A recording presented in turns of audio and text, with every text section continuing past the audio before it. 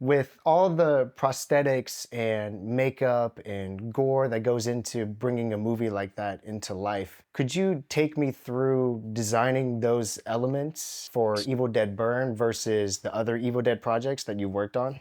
Yeah, sure. Well, probably the biggest difference was, I mean, our initial approach, as always, especially with Evil Dead, is to really go for a fully practical build.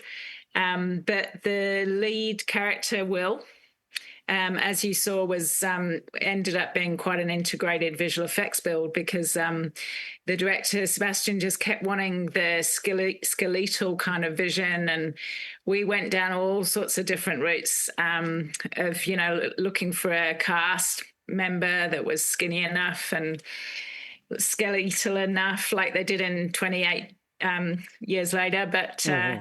we needed this character, this actor needed to perform, and it was quite a extensive sort of amount of time on the set.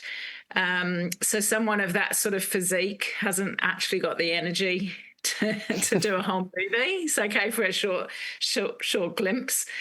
So we ended up, and the director also really wanted the actor George to play that role, alive and dead, so to speak. So we ended up looking at a sort of a many variations, to be fair, of that design of that character.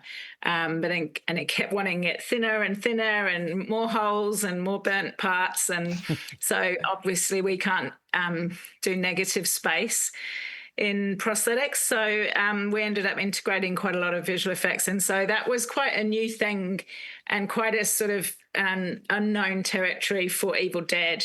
So I was a little nervous that it might not go down well with the fans, and but hopefully it's proven to be successful.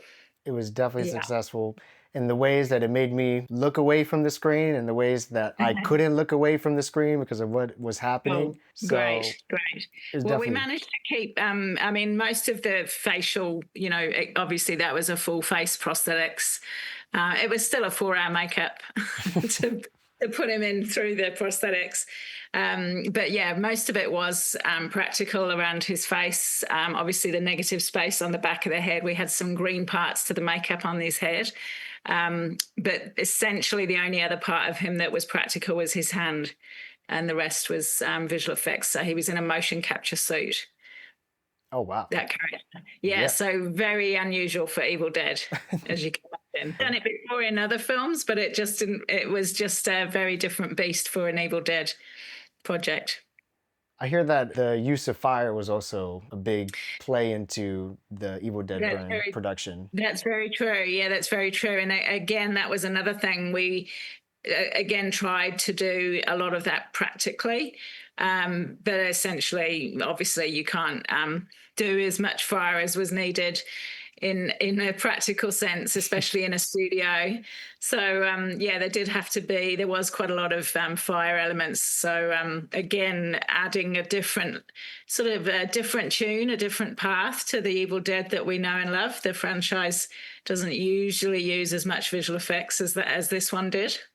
But I think it was pretty seamless, and yeah, well, it was a new adventure, and Yeah. it's quite cool to do something different.